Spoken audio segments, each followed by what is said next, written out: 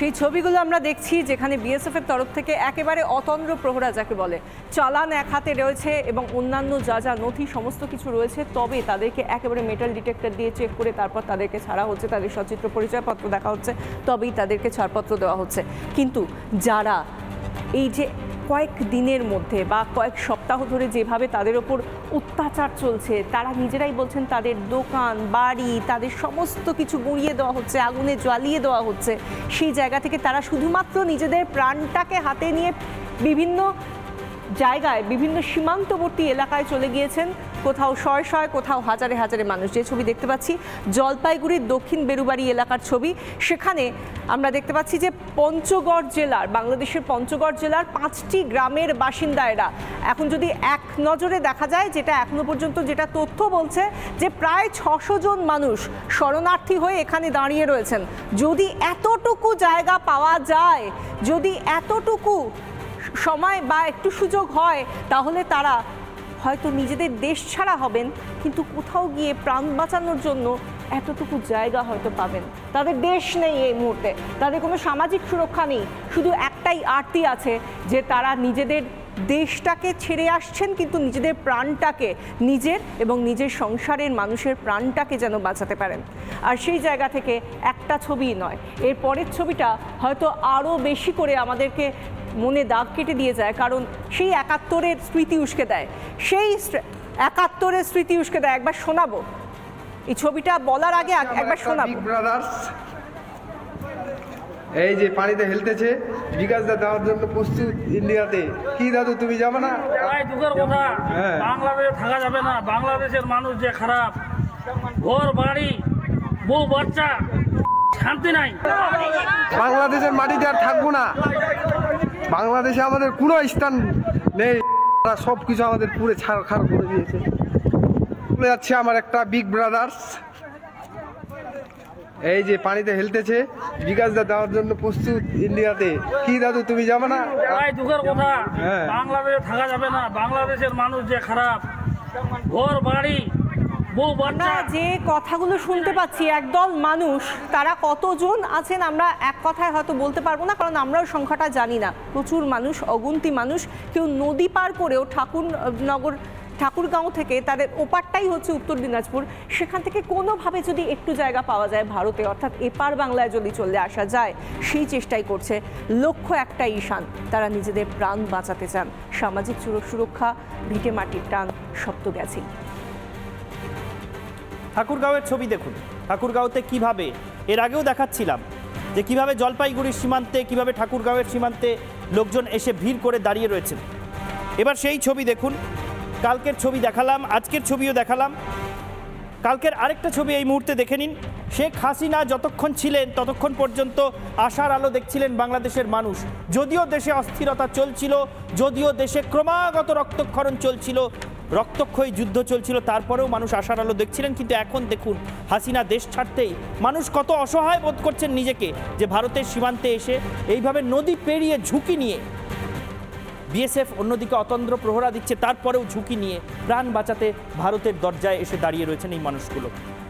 শুধুমাত্র এরা যে সীমান্তে এসে দাঁড়িয়ে রয়েছেন এমন নয়, কেউ কেউ ইতিমধ্যেই ভারতে এসে আশ্রয় নিয়েছেন। আমাদের প্রতিনিধি এলিনা তেমনই একজনের মুখোমুখি হয়েছিলেন বসিরহাট, টাকি, পানিতর ওই এলাকার পরিস্থিতি খতিয়ে দেখতে গিয়ে। তিনি কি বলেছেন আমাদের ক্যামেরার সামনে, কেন তিনি বাংলাদেশ থেকে পালিয়ে আসতে বাধ্য হলেন, শুনুন তার মুখেই।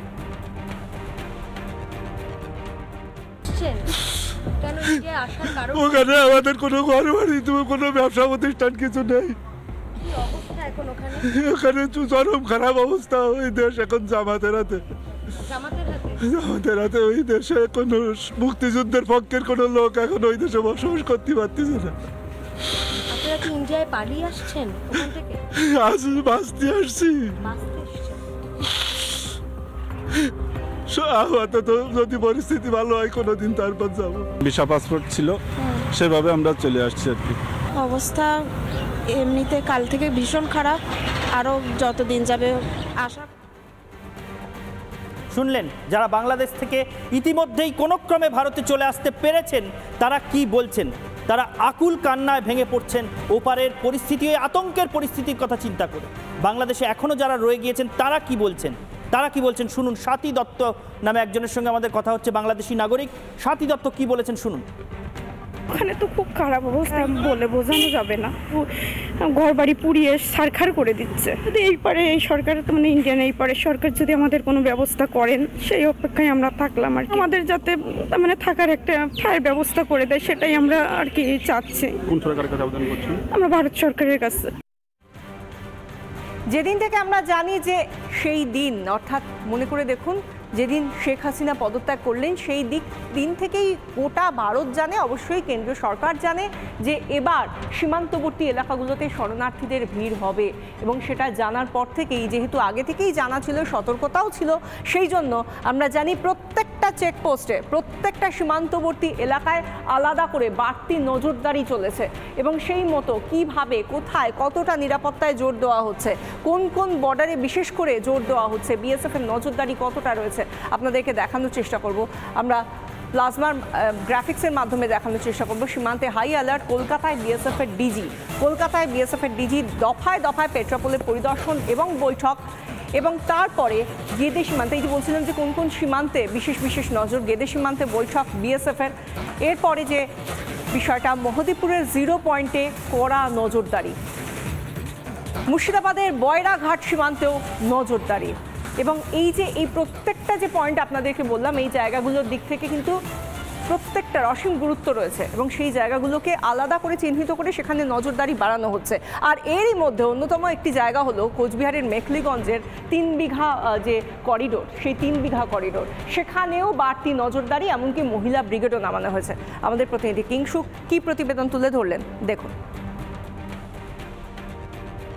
এই মুহূর্তে আমি রয়েছি কোচবিহারের 3 বিঘা করিডোর, যার নাম হয়তোবা সারা ভারতবর্ষ জানে।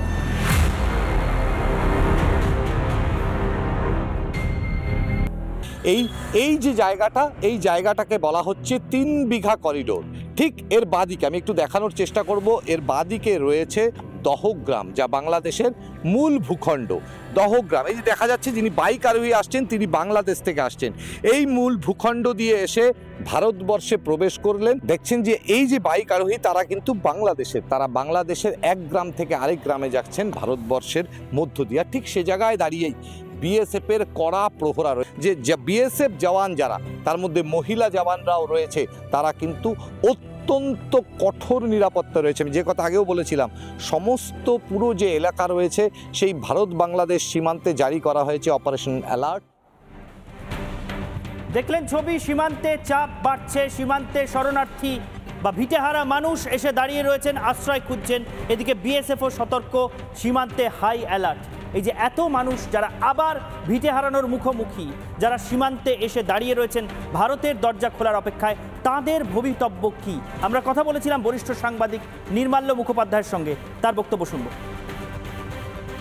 না, বাংলাদেশে যে অস্থিরতা তৈরি হয়েছে তার ফলে এই সীমান্তে যে চাপ বাড়বে এটা খুব স্বাভাবিক। এবং ওখান থেকে মানুষ তো ন্যাচারালি সব থেকে যে কাছের জায়গাগুলো, যেমন পশ্চিমবঙ্গ, আসাম, ত্রিপুরা, এই দিকেই ঢোকার চেষ্টা করবে। এবং এই বেঙ্গলের ওপর এই চাপটা কিভাবে ওরা লেসেন করবে, কিভাবে কন্ট্রোল করবে, এটা সরকারের কাছে খুব বড় চ্যালেঞ্জ। শুনলেন বরিষ্ঠ সাংবাদিক নির্মাল্য মুখোপাধ্যায়, তিনিও বলছেন বিশাখা যে এই যে চাপ সীমান্তে, এই মুহূর্তে এত ভিটেহারা মানুষ, শয়ে শয়ে মানুষ রোজ এসে সীমান্তের ধারে সার বেঁধে দাঁড়াচ্ছেন, আশ্রয় খুঁজছেন।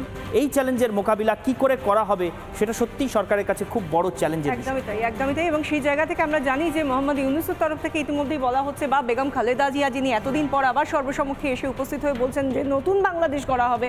আমরা জানি না তারা কি এই ছবিগুলো দেখতে পাচ্ছেন না, যেন দেখতে পান এবং এই ভিটে মাটি হারানো মানুষগুলো যেন আবার তাদের দেশ ফিরে পান, সেই বার্তাটা যেন তাদের কানে যায়, এটা বলেই আজকে বাংলার প্রাইম টাইম এখানেই শেষ করছি।